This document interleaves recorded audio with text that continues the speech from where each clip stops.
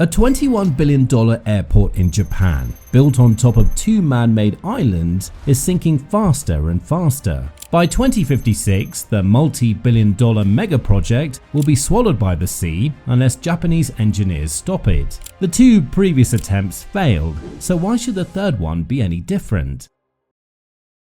Talks about the Kansai airport began in the 60s, when the region was losing its trade to Tokyo. To stop this, planners proposed the construction of a new airport. Unlike Itami Airport, which was located in the densely populated cities of Itami and Toyonaka and plagued by complaints of noise pollution, the new airport would be located near Kobe and Osaka, and it would be built offshore. Unfortunately, Kobe refused to have an offshore airport, so the construction moved to the south in Osaka Bay. After engineers proposed plans for a two-part artificial airport island that measured 4 kilometers in length and 2.5 kilometers in width, construction finally began. Unfortunately, they quickly ran into problems. Not only would engineers need to account for earthquakes and typhoons in the region, but they also had to contend with the soft Holocene clay on the seafloor. At a water depth of 18 meters, workers inserted millions of hollow tubes to drain the 70% water content from the clay beneath before they could begin construction. Quickly after, the reclaimed land that was like a wet sponge was transformed into a dry and dense foundation, capable of supporting the airport's construction. In 1987, workers began constructing a rectangular seawall made up of giant rocks and around 48,000 tetrapods. And no, we don't mean the first fish that walked on land. We're talking about the wave-dissipating concrete blocks that are placed near breakwaters and seawalls to reinforce them against powerful waves. Thanks to their brilliant design, they interlock with one another and allow water to flow around them instead of against them.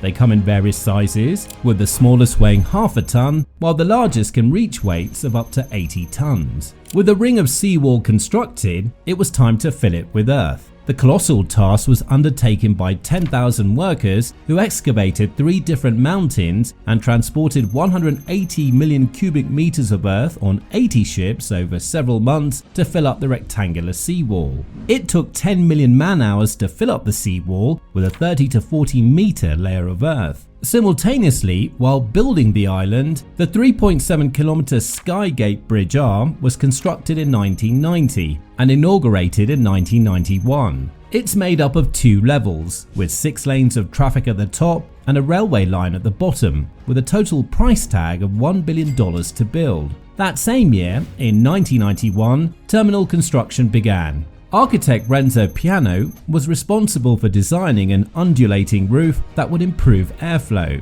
The terminal is considered one of the longest buildings on the planet, and it's so long that a monorail had to be installed so passengers could move from one end of the airport to the other. When Kansai International Airport of Kix was officially opened on September 4, 1994, its main problems became clear as day. The airport's 2 main problems are Japan's natural disasters and the unstoppable sinking of the airport. Fortunately, Kix has been able to successfully deal with the first problem. During the Great Hanshin earthquake that happened on January 17, 1995 and took the lives of thousands of people, Kix remained unharmed. You see, the sliding joints built below the airport allowed the aircraft to survive the giant earthquake, whose epicenter was just 20 kilometers away. Even the glass windows were intact. However, the same cannot be said about typhoons. Typhoon Jebi in 2018 forever altered life at the airport. A gigantic oil tanker carried by the devastating waves crashed into Skygate Bridge R, which links Kansai Airport to mainland Japan. And about 5,000 people were stranded at the airport. There was no way in and no way out of Kansai, and the people could only watch as the water flooded the airport's infrastructure, leading to millions of dollars in damages. Shortly after the typhoon, part of the passengers were evacuated using boats, but the airport had to be shut down for 10 days while maintenance crews dealt with the damages. It seems like water is Kansai's only weakness. Beside typhoons, the airport is slowly sinking into the ocean, and no matter how many millions they throw at this problem, it won't go away.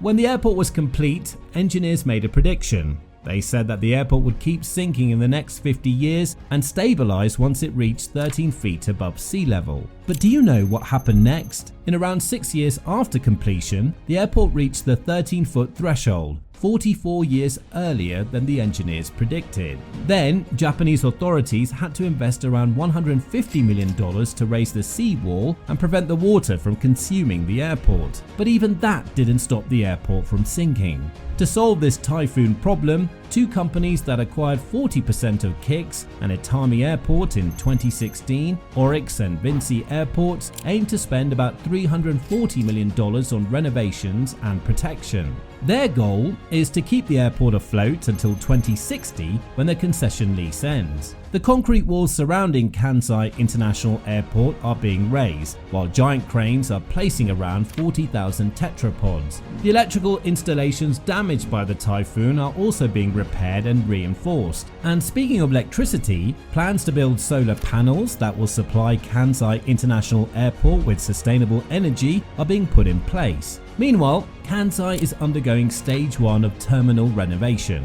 The two private companies aim not only to modernize the airport, but also increase passenger capacity. The renovation phase comes at a critical point in time. As the 2025 World Expo approaches, Osaka, and by extension Kansai International Airport, will become the main gateway for international travelers arriving in Japan to attend the event. As a result, modernizing the airport has now become a necessity. They're investing $500 million to completely reinvent the interior of Kansai and build a luxury hub that will baffle visitors. Kansai Airport will be outfitted with elegant marble and feature a new modernized mall with luxury stores. Luxury brand Louis Vuitton will open a fashion boutique, while Dior will be opening their first ever airport cafe. The mall will be placed strategically, so all travels must go through it to get to their terminals. The renovation of Terminal 1 was completed in December 2023, and with it, the airport's capacity jumped from 32 million to 40 million passengers. Meanwhile, as more passengers are expected to flood the gates of Kansai, they need to rethink and modernize their security features. After all, we wouldn't want to see another Carlos Ghost situation repeated anytime soon. But all of these investments don't address the main issue of KIX, the permanent sinking. Now, experts knew that the airport would sink and predicted it would be fully submerged by 2056, but that date may come sooner than anticipated. As renovations are at hand, the airport is sinking at an alarmingly fast rate. By 2018, KIX sank around 38 feet since it was first constructed, which is 25% more than what was anticipated. Despite their efforts to fortify and elevate the airport's seawalls and stop nature from reclaiming its land, the reclaimed land is turning this into an impossible task. Even after laying 5 feet of sand upon the clay seabed and installing 2.2 million vertical pipes with a 16-inch diameter intended to extract moisture from the soil, nothing seems to work. They even tried raising the terminal area with hydraulic jacks, but to no avail. The airport continues to sink. With the new renovations and the increased capacity, they will inevitably speed up Kansai's submergence, and it looks like the $20 billion airport, voted the 10th best airport in the world in 2020, will not survive by 2056. So, do you think Japanese engineers will come up with a solution and stop the sea from swallowing KIX by 2056? Tell us your thoughts in the comments down below. Now, here's another video Mega Project enthusiasts enjoyed watching. Bye for now.